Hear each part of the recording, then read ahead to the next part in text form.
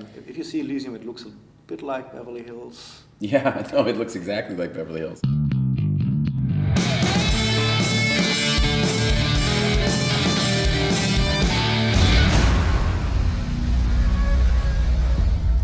In 5 Tagen werden Sie sterben.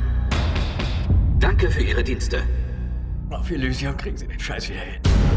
Max, ich denke, ich kann dir helfen, da hochzukommen. Okay, so like District 9, Elysium is kind of a political movie. What was first there? The thing that you said, yeah, I want to do another sci-fi movie, or that you like to address things like the 99% or healthcare, Obamacare? No, it's definitely wanting to do a sci-fi film, for sure. You know, the political aspect seemed to come second. You know, you kind of, for me, design and atmosphere and tone and all of the things that come with science fiction are my favorite kinds of filmmaking. So I start off by figuring out elements that I want to use. And in this case, I saw the inside of a space station that Sid Mead had illustrated for National Geographic. And I just knew I wanted to do something with that. And then the idea of wealth discrepancy, and like you were saying, the 99%, those ideas just naturally seem to kind of start to flow into the artwork, you know? And so I would never make a political film without science fiction. And I would make a science fiction film without politics. So it's... And I guess it's probably easier to get something, to slip something into a movie that is basically entertaining and a lot of action stuff, but it has some political undertones. Yeah, I think so. But I mean, I don't really think of it so much as slipping it in. More how I think of it is, if there isn't something there, if there isn't subtext, then all you have is a bunch of explosions. Or you have Transformers then. Right. Yeah. So then, so then the film doesn't. There needs to be a reason. There has to be something, you know. But it's not like I'm trying to change anyone's mind. It's more like these are just observations of planet Earth.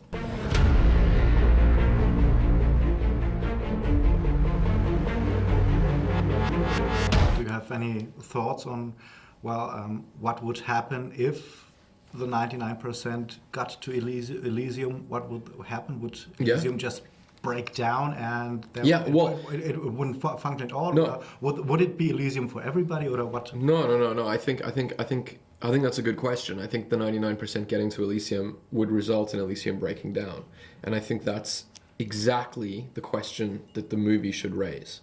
I also think that on Earth, which is an analogy, you know, Elysium is an analogy for Earth, that if everybody were to have the standard of living that Germans have, the whole planet, or Canadians or Americans, what happens is that. And it's like it comes up 2% for the rest of the world and goes down like 80% for this area.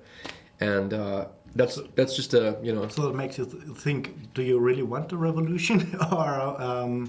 Well, that's the question. I mean, these are the good questions. I think the movie makes you think about, well, okay, it's a good idea. Everybody should get to Elysium. Everybody, well, let's have a revolution. But then you think, well, right now I'm practically living in Elysium. Yes. And what would that mean for my kind of? It sounds like the movie had the right effect on you. So do you have any thought on? Do you now think, well, maybe it's better to have a kind of distance, or do you, or is it just like, I don't know? Because that's what I came out with.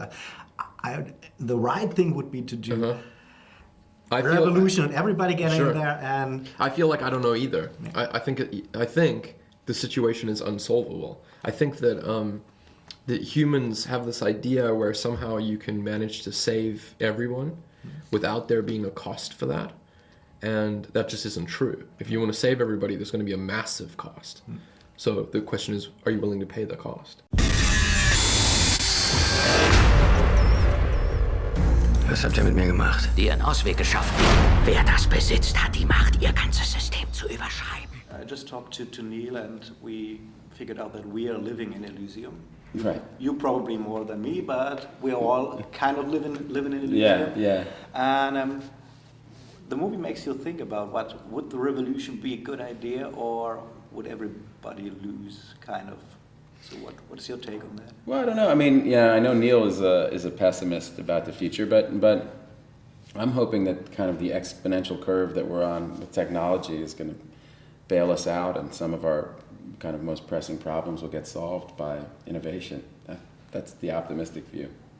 But as someone who has probably a privileged life, is it weird to change sides and to play someone who has to struggle and to fight to get to that? And if you see Elysium, it looks a bit like Beverly Hills. Yeah, no, it looks exactly like Beverly Hills.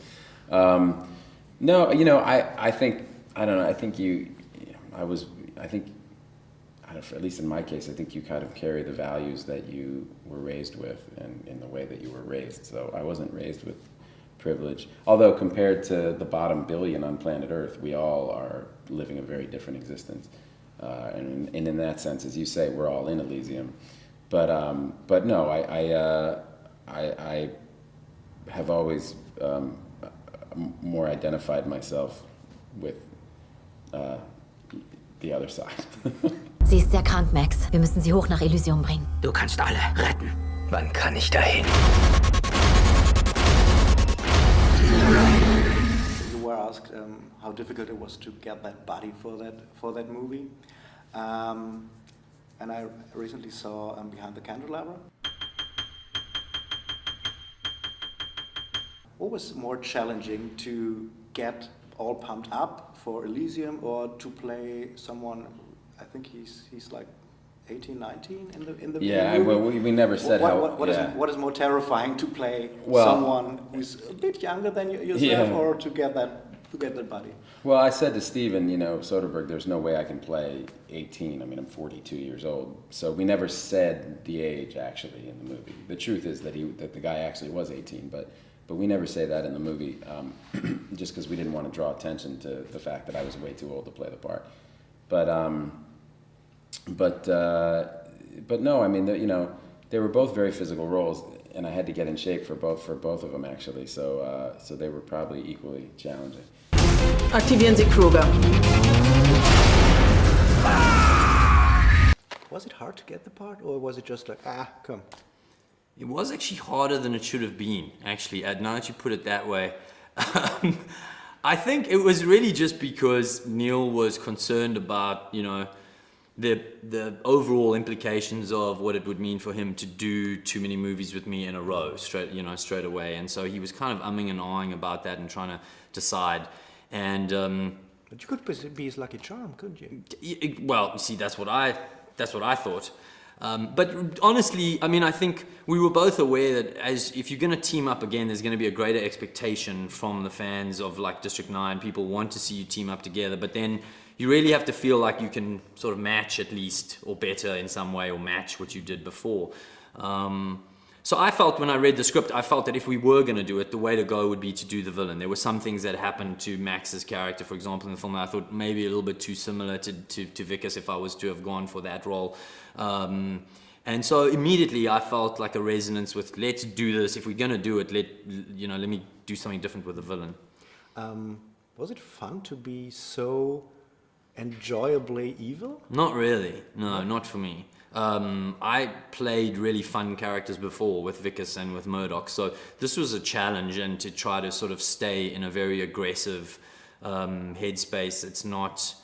It was the hardest sort of character that I'd played up until that point. But he's weirdly charming at times. Well, I like to think so. He's threateningly charming, and yeah. I thought that must be just fun. Yeah, I tried to make him sort of not just one-dimensionally evil. I tried to have a little bit of kind of entertaining sort of charisma, I guess, in some way in the character, just so that he would be fun to watch. So I guess it was the fun for me was more just the experience of seeing what I could do in terms of channeling something really different in a really aggressive side of myself. But no, like I say, I didn't find the whole experience as fun as other characters that I'd played. Do you have a favorite movie villain?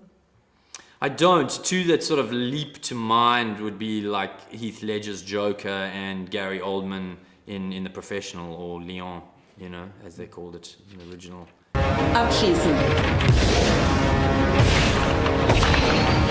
Raketen abgefeuert.